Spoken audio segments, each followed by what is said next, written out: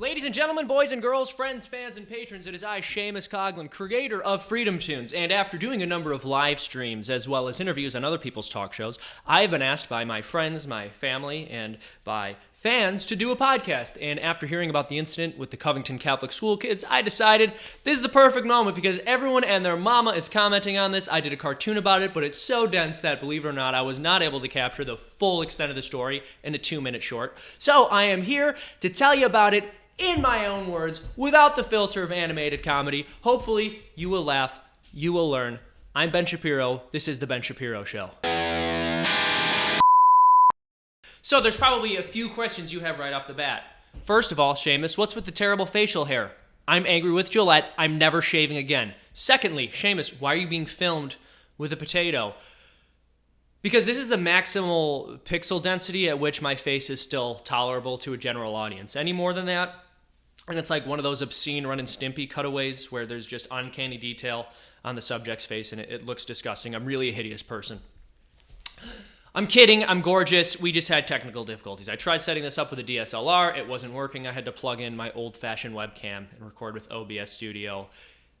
You win some, you lose some. But hey, at the end of the day, I'm here talking to you guys. We have decent audio quality, and that's what matters for a podcast. So in terms of the topics we're going to be covering, it's mainly going to be what happened at Covington Catholic High School, or what happened with the Covington Catholic High School kids, but I'm going to go more into detail on a few points that I don't feel are being discussed enough. First things first, check out my t-shirt. Check it. Just in case you guys wondered where I stood, Je suis Nick. I stand with Nick Sandman, all right? This kid deserves your support. We're going to have this up for merch at the end of the day. You guys can buy your own Je suis Nick shirts if you would like.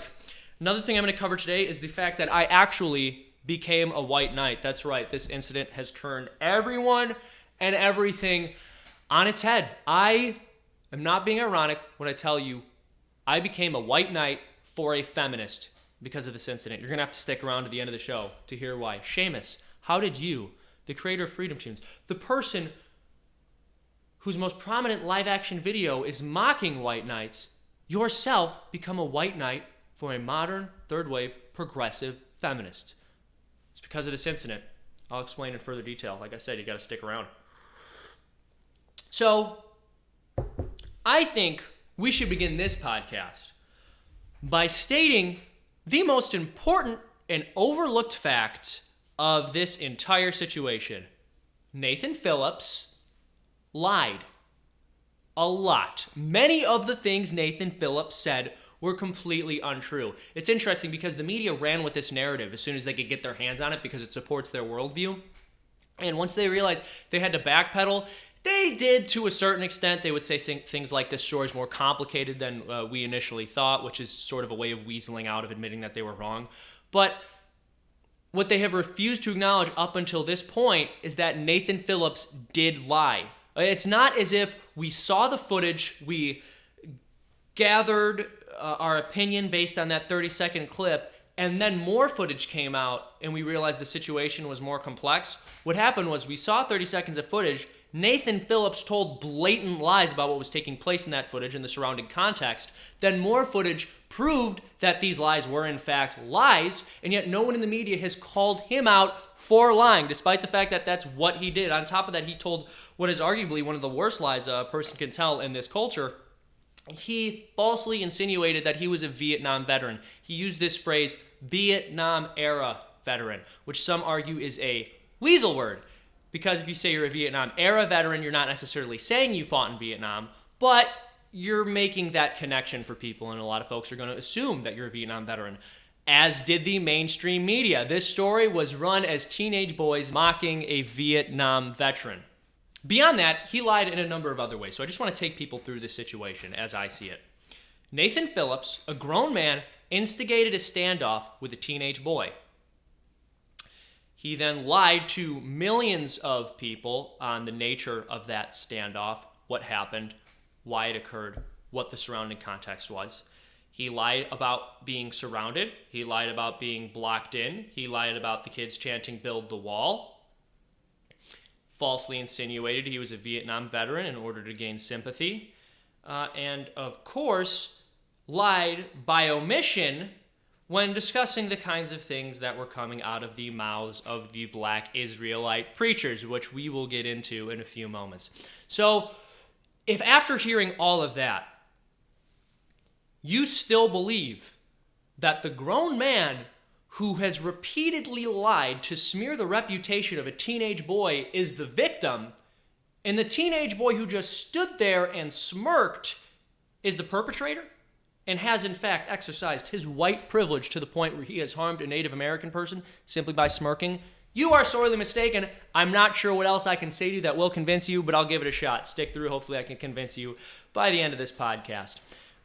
This has been a story many conservatives have latched onto because it shows how insane the dominant media culture is in this country, their willingness to lie as long as they find a story that suits their narrative, and that's what's occurring. They have lied about this. This isn't simply a matter of people misunderstanding the footage. Once it was revealed that this footage only told a small part of the story and an inaccurate part of the story, or I should say lended itself to an inaccurate interpretation of the story, the media doubled down, still claimed the kids were being disrespectful. Now, I want to say what a million other people have said, which is even if these kids were being as disrespectful as Nathan Phillips had initially claimed, this still shouldn't be a national news story. No one brought violence against anyone else.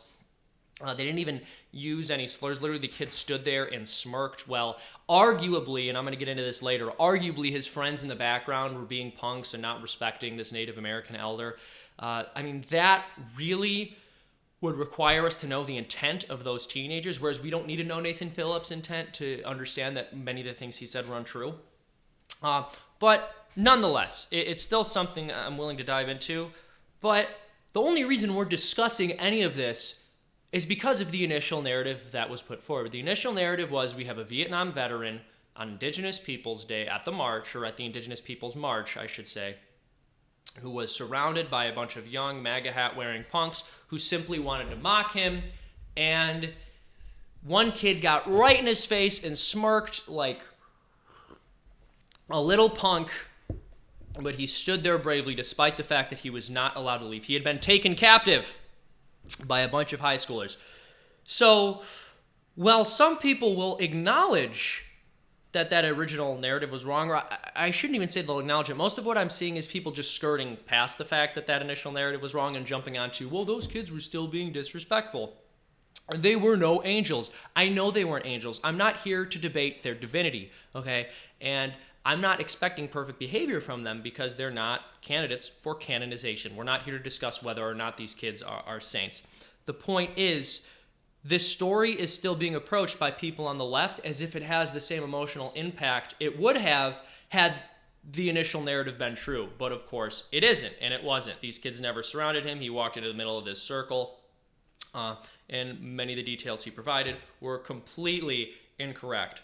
Now, one other little point here, which I touch on heavily in the cartoon I did about this, is that there were these lovely fellows who consider themselves to be black Israelites. For those who don't know, black Israelites have been listed by the SPLC, which is about as far left as you can get as a hate group. Now, the black Israelites, for those who don't know, believe they are the true Israelites and the sons and daughters of Abraham, and that Jews are imposters. These black Israelites are the real Jews. So, as you can imagine, they're a teensy-weensy bit anti-Semitic.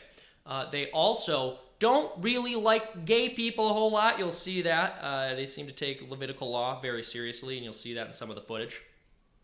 What fascinates me is these black Israelites possess all of the attitudes that the left wants to claim the right possesses, and yet no one was willing to attack them in this story. No one was willing to address the fact that these young men from Covington Catholic High School stood up to them.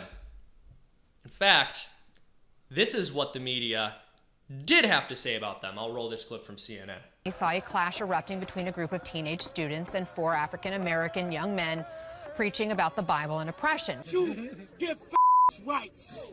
You're proud of sodomy? Your president is a homosexual. The Greeks was a bunch of homosexuals. Preaching about the Bible and oppression. Young African-American men preaching about the Bible and oppression.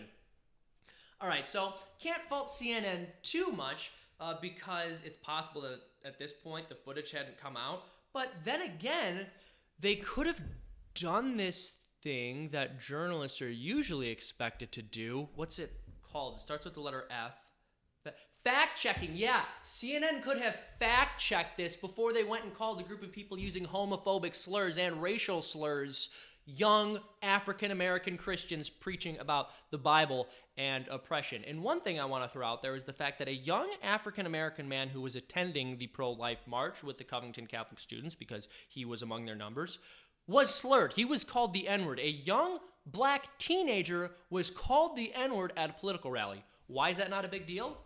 Well, first of all, because he held political views which the left are sympathetic to, but secondly, because he was called the N-word by a black person. This is something I consider to be important. I totally understand why black people are able to use the N-word, white people aren't. I'm not even here to debate that. I get that for a black person to say the N-word doesn't mean quite as much as when a white person says it, but that doesn't mean it's okay for a black person to use the N-word as an insult for another black person. All right, that's wrong, because at the end of the day, a black person is getting called the N-word, and that's what happened here. And no one cares. No one in the media cares. It's sort of been written off as, oh man, these kids had this confrontation with these black Israelites, boo-hoo, but they were still racist little punks. All right, the reality is the fact that these black nationalists and separatists were saying these things is indicative of the fact that Nathan Phillips misled us about the story, or was willing to side, or I should say, was willing to side with people using homophobic and racial slurs. This is our progressive hero. So I think as it stands, the most instructive thing about this story is the fact that the dominant media culture rushed to judgment. They significantly harmed the reputation of these young men. Yes, the main young man who's getting most of the vitriolic hatred did have his family hire a PR firm. Imagine that. Now, people are using this as an excuse to write off all of the evidence that has come out since then. The PR firm only pushed that stuff out. All right, even if it is the case that the PR firm only pushed that stuff out, which is highly doubtful, but even if it's true that they were the sole force behind providing the public with this information, that wouldn't change the fact that it's true. It wouldn't change the fact that Nathan Phillips lied. And this is what we need to talk about more. Everyone is viewing this story as though there is no moral agency on the side of the left. We got more information. We found out everything that we initially said about this kid was untrue. Whoopsie daisies. Nathan Phillips got the story a little wrong. No, he lied. You refused to fact check him because you liked the story. You ran with it. And on top of that, which I'll get more into in a little bit, you told the entire country where the kid went to high school. Brilliant. Brilliant. That's journalistic ethics right there, ladies and gentlemen. It's disgusting. It's absolutely sickening. What journalists love doing and what the mainstream media loves doing is making themselves out to be the victim, because when you're an overtly left-leaning person, you are part of a culture which privileges victims in a very ironic way, because if you can claim to be marginalized in some way, that means your accomplishments are that much greater than they should genuinely be perceived as, and your failures aren't that big of a deal. Who could hold it against you? You're a marginalized person. And one thing they've been claiming in order to score these false victimhood points is that their lives are unsafe. Don't you understand? It's unsafe to be a member of the media. It is. It's really unsafe to be a journalist because Trump makes reckless comments about them. Trump rushes to conclusions and says things about the media which might not be true. Trump doesn't fact check.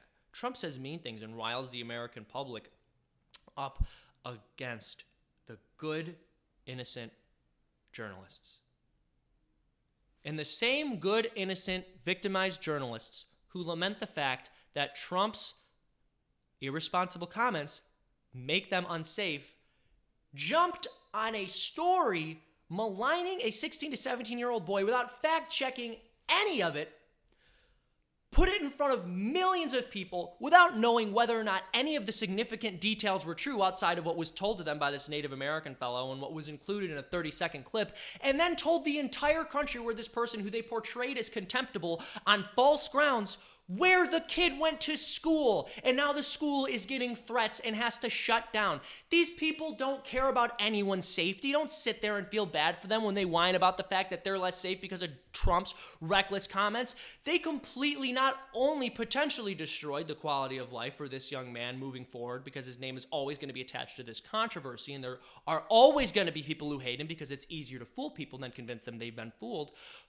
But their actions are responsible indirectly for this kid receiving death threats in the same way that they would argue Trump's comments are responsible indirectly for journalists being hurt or receiving death threats. They're absolute hypocrites. They don't care about the public. And when they make themselves out to be martyrs, they want us to feel in some way guilty because they're doing us a public service and we're not revering them at the proper level. We need to worship the ground these people walk on because they do such a great job to keep us safe and protected from tyrants. Okay, what about this? Try this one on for size. Maybe when you make 6+ figures, when you're well-known, you have a cushy job, you get to promote your political agenda all day long without ever being called down on it because other people in the media tend to agree with you, and you use that power to destroy the life of a teenager, you might be the tyrant. You might be the kind of person we need to be protected against. When Donald Trump says the media is the enemy of the people and everyone cheers,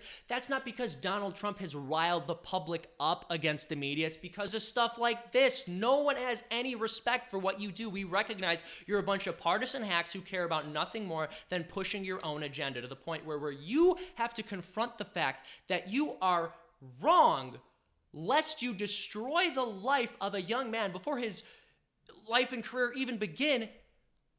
You choose to destroy his life over admitting that you're wrong? I get it. Admitting you're wrong sucks. But you know what's worse than that? Destroying a young person's life over a false narrative. You seem completely comfortable doing that, though. And forgive me and the rest of the public for not voting you the most popular kids in school, all right? And forgive the American public for responding positively to Trump's criticism of you. Part of the reason Trump won is because he knocks on you people. Do you not realize this is how unpopular you are? Do you not realize why you're unpopular? Do you understand why no one likes you? It's because of stuff like this. And not only are you willing to destroy someone's life as opposed to just admitting you're wrong when you jumped on a story without fact-checking it, you're making yourself out to be the victims in all of this. It's embarrassing. It is embarrassing. It's sick. It really is. I want to wrap up on this. There are some people on the left who have been walking back their criticism of this kid. There are even some people on the right because we love to jump on the virtue signaling bandwagon just as much as the left does to prove that we are the good conservatives who are reasonable and care about minorities, etc. And it's good to care about minorities. It's good to be a quote-unquote good conservative, whatever that might mean. It's not good to jump on stories without having all the facts. But hey, we're all liable to do that. The question is, who's going to continue to attempt to destroy the life of a child? And who's going to admit that they were wrong? There are people on the left who have admitted they were wrong. And to them, respect. I appreciate that.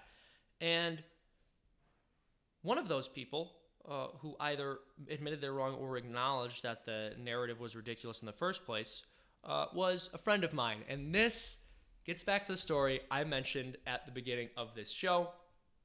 I got a text message from a friend of mine who is a dirty lefty, but she's a friend, and she mentioned that she thought the hate that this young man was getting was unfair. I agreed. And we had this conversation about what could be done. And I said, maybe make a post about this. Seriously, because when I talk about this kind of thing, people expect for me to land on the more conservative side, right?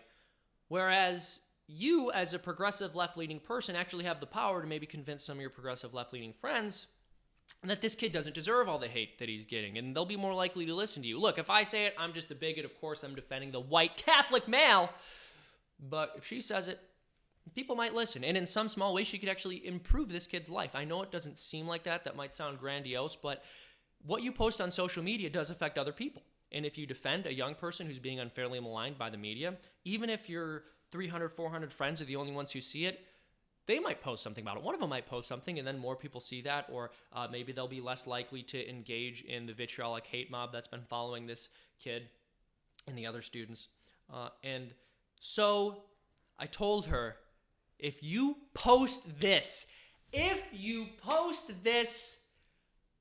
and you tell the public, all your left-leaning friends, that this kid doesn't deserve what's coming at him, I will white knight you. I will be a white knight for an intersectional feminist. And guess what? I held up my end of the deal, ladies and gentlemen. I am officially a white knight. Roll footage.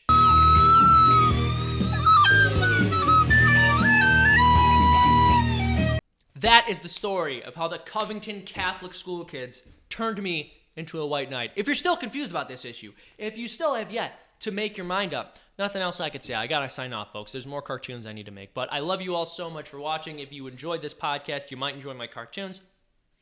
Please subscribe to this channel, as well as my main channel, which is called Freedom Tunes, Toons. I'll see you in the next podcast.